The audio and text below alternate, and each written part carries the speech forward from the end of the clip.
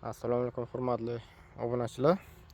Pomidorlarimizni generatsiyaga, ya'ni gullash davriga o'tkazishdagi eng muhim agrotexnikalardan biri cho'piqcha jarayonini qilgandan so'ng palaklarimizni kecha yotqizib chiqqandik. Bugun esa palaklarimiz joylashib oldi. Ko'rishimiz mumkin. Buni xo'sh 45 gradusga yotqizganmiz. Bunisini esa bu tomonga 45 gradusga. 90 gradusga emas, 45 gradusga. Buni sababi nima deganda, erta palaklarimiz bu iyun oyigacha borgani hisobiga 2 marta yoki 3 marta yerga yotqizish jarayoni olib boriladi. Yerga yotqizish jarayonida bevosita mana bu palak u yoqqa qarab ketadi, bu yoqdagi palaklar bu yoqqa qarab ketadi. Shu uchun buni osonroq bo'lsin deb shunday shaklda yotqizib chiqdik. Xudo xohlasa erta o'zimizni ishlashimizga oson bo'ladi.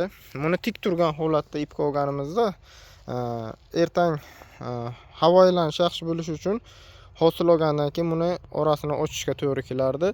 Hosil olgandan keyin orasini ochish uchun ipini bo'shatish, palakka stress berishga to'g'ri kelib qolardi. Shu sababli mana shu stresslarni oldini olish niyatida bularni ertaroq yerga yotqizib chiqdik.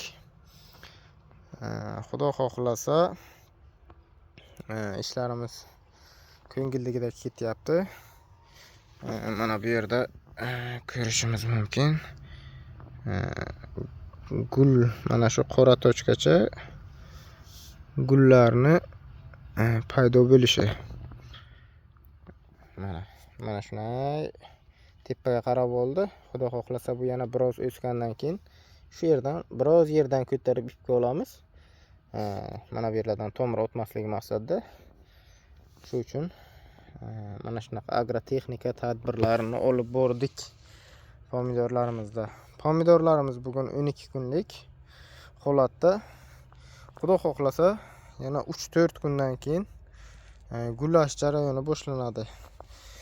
Eng birinchi o'rinda biz yaqinda ildiz yurg'izuvchi stimulyator qo'yamiz.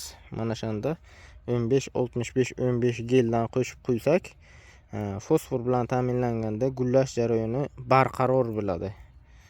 Ham ildiz kasalliklarini oldini olish uchun trichodermalardan foydalanyapmiz. Qo'shimcha ravishda stvoldan quyganda fitosporin ham ishlatamiz deb niyat qilib turibmiz. Bugungi holat mana shunaqa o'rtoq obunachilar.